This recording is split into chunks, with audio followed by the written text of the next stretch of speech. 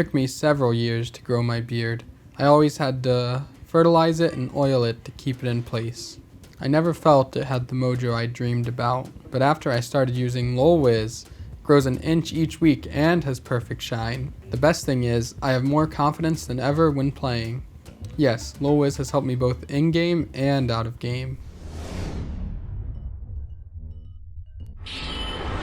Hey guys, Zeyzal here, about to test out the new redesigned LoLwiz. Let's get going.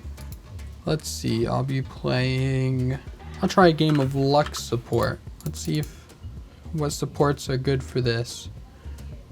Counter bans for Lux. The only support in the list is Pike. We could ban for our AD, but someone's already banned Kaisa. We'll do the support ban. We'll go with the highest win rate page for Lux, adjusted by LoLwiz.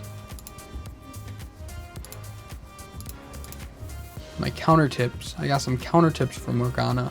Tormented Shadow deals tons of damage to units missing large amounts of health. That would be Morgana's W. Does execution damage.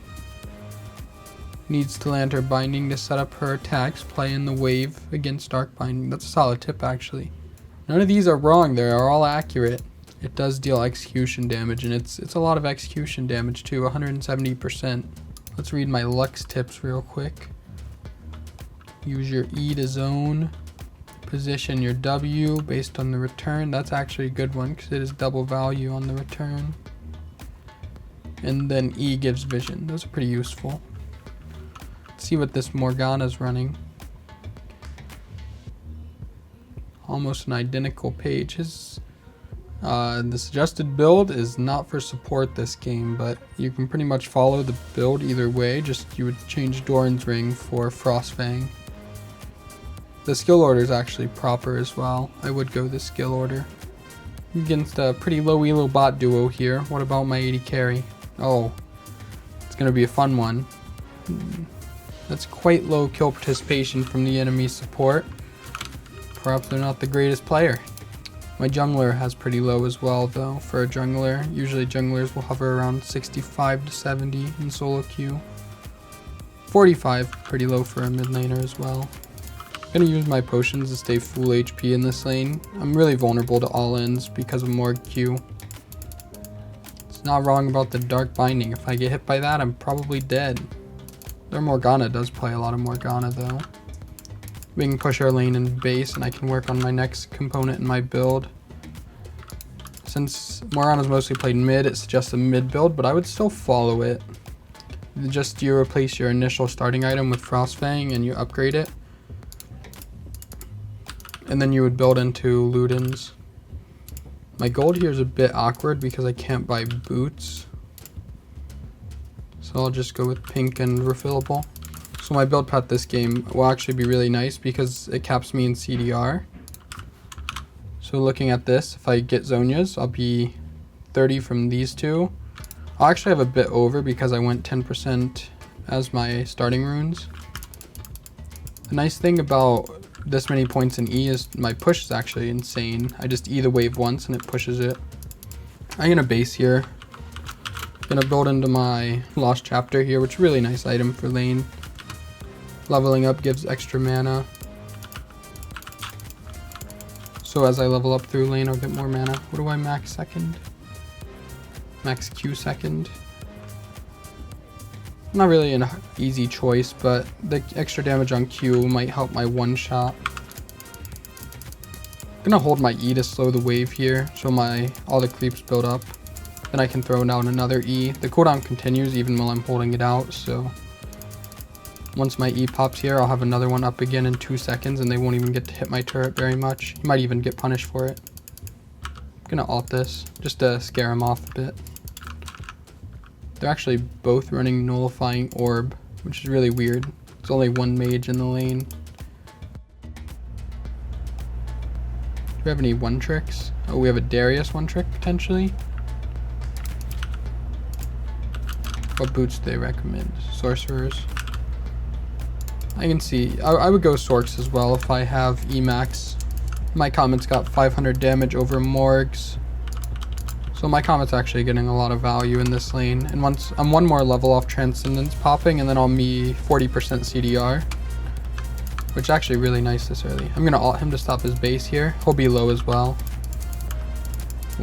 Ended up stealing some creeps there. We should be able to get their tower off that though. Yeah. TP'd, ganked. Same idea. I should have actually E'd here, because then I could use it to zone. But I might get a good bind here. We could have actually turned there if we were playing together more. Oh well. I'm gonna look here. Oh.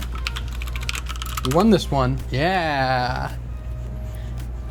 No, the Comet actually felt really good in this lane. I was surprised. According to my stats page, the Comet did a lot more than Morg's. When I was looking, hers did 340. Mine did 940, which is a lot. Didn't get Transcendence in a game like this, but that means at 18 minutes I would usually get it, which is decent. This was also a really slow game, but overall, I would say the setup didn't feel bad. My early lane pressure was really strong because of Emax. I could push the wave. I ended up dealing about the same damage as my carries. Morg in comparison did 1500. So this setup actually felt really nice.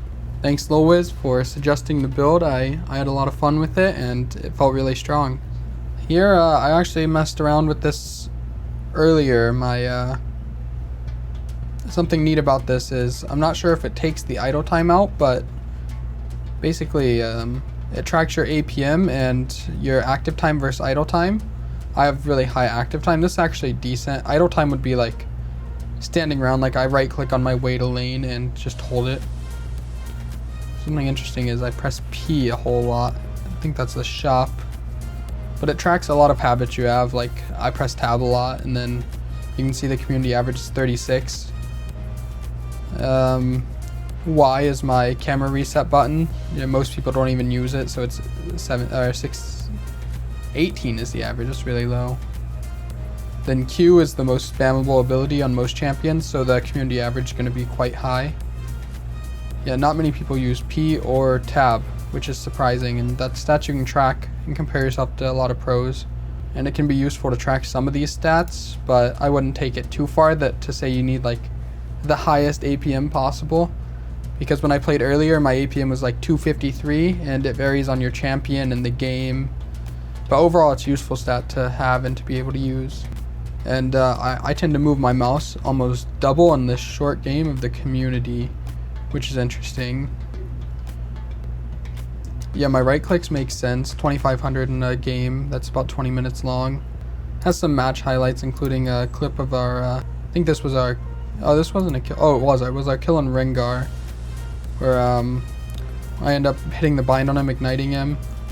I tried to land my W here, but it didn't go in time.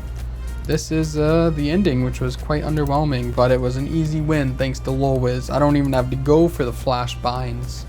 You can download LoLwiz at clicking the link in the description below.